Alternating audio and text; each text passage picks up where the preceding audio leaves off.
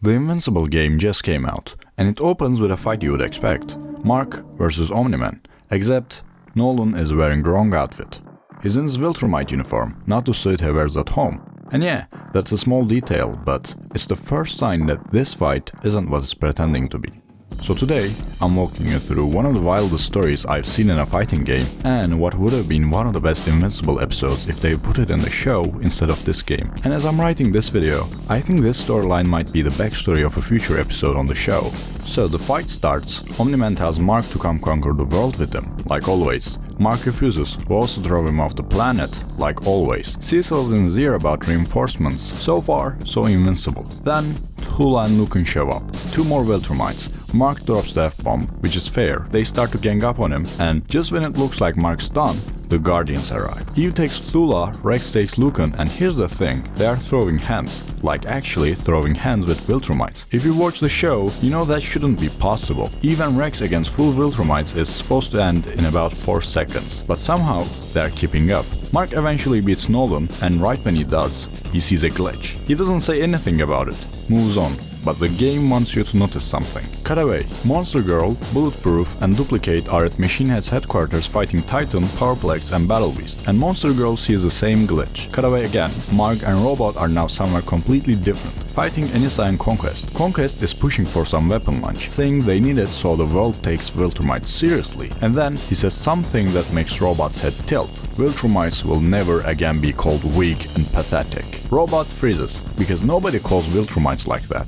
Like, actually nobody. Viltrumites are the most feared species in the universe. You'd be safer calling a tiger weak to its face. And even if someone did say it, real Viltrumites wouldn't care. They'd find it cute and then slaughter them in cold blood. But this Conquest is defensive about it. And that's the second crack in the wall. Robot puts it together. These aren't real Viltrumites. Something's wrong with the entire fight. He starts to tell Mark. Mid-conversation, a giant pile of metal slams down on Mark, and for half a second, Mark sees through it. He sees a different room, a different world, and then it's gone. He gets back up and asks Conquest to hit him as hard as he can. It's not enough, so he just starts running himself into walls as hard as he can, again and again. And honestly, watching it the first time, Mark looks like an idiot. But it works. He breaks out. He's somewhere else entirely. Robot and Rex are running toward him, but they freeze, change sides, and start attacking. They don't see him as Mark. In their illusion, he's someone else. He spots a device on Robot's back, breaks it, and Robot snaps out of it. Then someone we've never met attacks him. He doesn't recognize her, and she thinks she's fighting Powerplex and Battle Beast, and she's holding her own against a guy who beats Viltrumites. Mark snaps her out of it, and she introduces herself as Elemental. Remember that name. Robot's hypothesis lands fast. Whoever's doing this is harvesting their kinetic energy. That's what the fights are for. The good news is, whoever designed this underestimated how strong Earth's heroes are, which is why they keep being able to overload the devices and break out.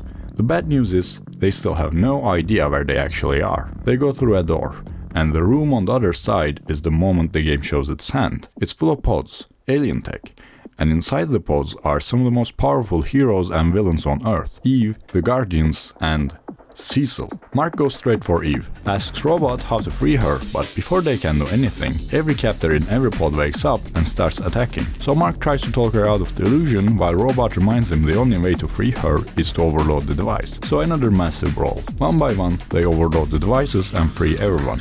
And once everyone's awake, the suspicion starts. Cecil, out of his pod now, turns on Elemental. He's never met her. Nobody there has. Even Rex, who watches for her, only knows her by reputation. Cecil pushes harder. Mark backs Ella up. They already fought, they already resolved it. And Cecil says, yeah, but she almost beat you, and you didn't question her after.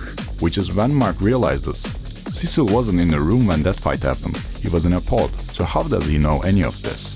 He looks at Cecil's neck. No device. Cecil isn't wearing one. Cecil isn't Cecil. Mark loses it, beats him close to death before Monster Girl pulls him off, and as the fake Cecil breaks, he glitches, the same glitch from the start of the game, and reveals himself as a technician. We met technicians in Invincible War in Season 3. They were the ones who healed Angstrom Levi and then enslaved them. He bolts, Rex jams his arm in the closing door, Eve helps pry it open, and they all push through. On the other side, more technicians are waiting for them, and they explain the experiment. The most efficient form of energy in the universe is life itself. The kinetic energy people generate when they are fighting at full power with full stakes is enough to power civilizations, but only if you can harvest it. So they built a system, trap the strongest beings on a planet in shared illusions, make them fight people they think are real enemies, harvest the output. Lucan, predictably, attacks immediately and then room dissolves. They're somewhere new. A snowstorm clears and in front of them are Viltrumites, but in red and black uniforms nobody recognizes. The technicians explain, almost casually, that they took the form because it represents the kind of power they can simulate. Their experiment isn't over, it's actually just starting. And here's where it gets better. Round 2 has upgrades. The technicians heal almost instantly. The devices are harder to overload. Every hit lands, but nothing actually damages them. The team is winning the choreography of the fight and losing the fight. Eve spots a power source, a tower, and Mark levels it. And the illusion starts to break, but the damage still doesn't stick. That's when Elemental, who at this point we've known for about 10 minutes, says she sees the actual problem. There's a core. She can take it out. Mark promises her if they make it home, he'll introduce her to the real Cecil. Then he and Eve cover her while she pushes through. She crushes the core. The fake Viltrumites collapse and Ella passes out. Eve catches her before she hits the ground. Mark walks up to the last technician. Final boss energy. He's about to end it, but the technician has something to say. This experiment has failed. You're damn right about that. But another has only begun. The team wakes up on what looks like Earth. Eve isn't sure. Elemental is. She can feel the difference. This is real Earth. But there's the wreckage. They walk a little further and they find the same alien tech. Because here's what the technicians were actually doing. The energy harvesting was real. But it wasn't the only thing. They needed Earth's strongest heroes of the planet, and while Mark and Eve and the Guardians were fighting fake Viltrumites in a fake snowstorm, the actual invasion of Earth had already started. The heroes weren't trapped. They were removed.